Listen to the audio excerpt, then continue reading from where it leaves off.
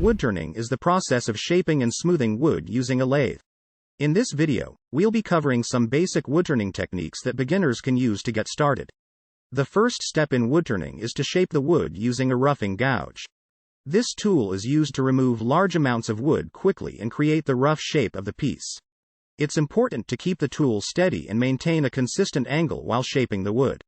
Once the rough shape is created, it's time to smooth the surface of the wood.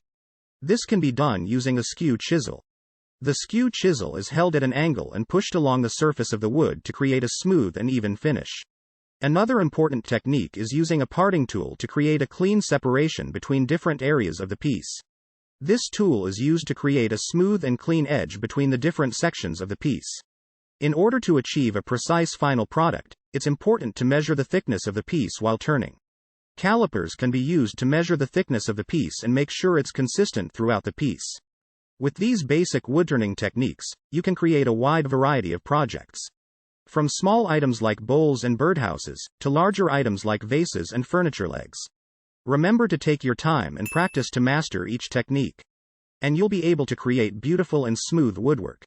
Check the description below to learn woodworking from the comfort of home. Happy woodworking!